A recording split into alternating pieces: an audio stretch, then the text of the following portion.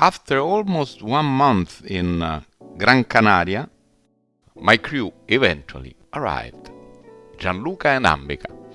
They arrived in the morning and we left right away the mooring in the afternoon.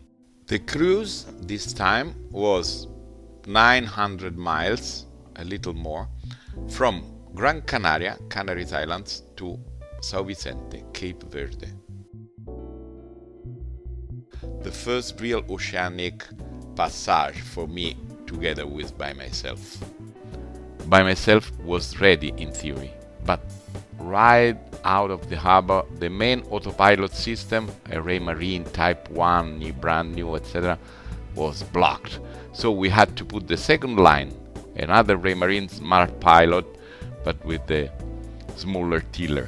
The waves were high 3 meters. After 4 days of navigation, also the second line of pilot gave up, so we had to use the third and last line, the Raymarine 2000. I was amazed to think that Antonio, the previous owner, sailed from New Zealand to Venice with that pilot.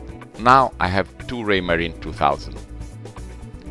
The day prior to arrive was my birthday, 57 years. Way too close to 60 in my opinion, but the best birthday I could wish, sailing in ocean with my friends and my beloved by myself. We arrived to the island of Sao Vicente after about 7 days and 14 hours. Mindelo, the main town, has a very nice marina. As far as I know, the only marina in this part of Africa. None in Senegal, none in Gambia, none in Guinea-Bissau, and I bet none in the southern part. Until South Africa, of course. The marina offers fresh water, non-drinkable, and electricity. It's a regular marina. In Mindelo you can find provisioning and a lot of facilities. Not everything, but it is quite well organized. There is a little swell in the marina, but I didn't find that terrible. In case you are sensitive, maybe it is better for you to stay at the anchor. We love Mindelo.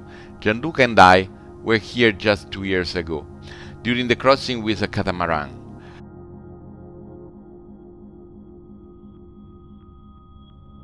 The archipelago of Cape Verde lays in front of Senegal, about 300 miles. It is part of the same fault of Canaries and Azores. And the look is the very same of Canaries. Primordial volcanoes and nature there simply overwhelms you. Deep blue skies and wind. Wind. People here speak Portuguese and Creole. They have a very good attitude, at least the people I've met. Here, one of the good things to do is to get a taxi and take a tour of the island. So we went up on the main mountain, Monte Verde, that is quite high, and when you arrive on top it's quite chilly. Remember to take a sweater with you. And then on the eastern part of the island, we had lunch at a very good nice restaurant, Chelucha, Cabo Verdean style, of course, kitchen and ambient. In the tour, don't miss this beach of Salamanca. You can have a swim and get a beer on the Chiringuito right on the beach. The landscape is amazing. We met here a Swiss man with a wife who was making kite surf through the waves. Maybe you remember the great Morna singer Cesaria Evora, who was from here, from Mindelo. And you can find here really a lot of young talented musicians and singers. The day after, we got a ferry and we went to Sant Antao, the big island just in front of Sao Vicente. 1 hour ferry from Mindelo.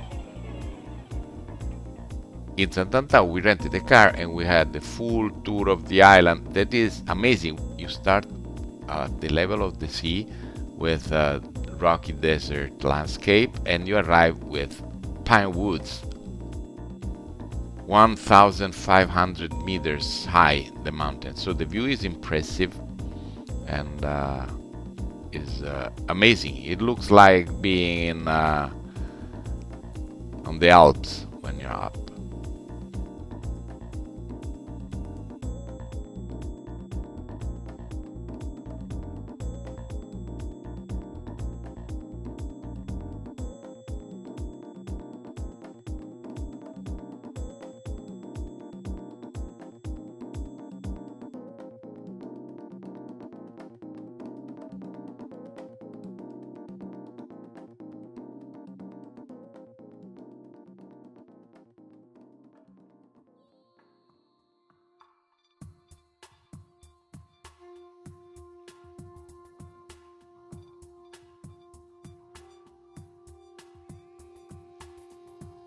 After a few days, we got our plane back to Europe, planning to be back here in 3 months, but it is 2020, so we all know it did not go like that.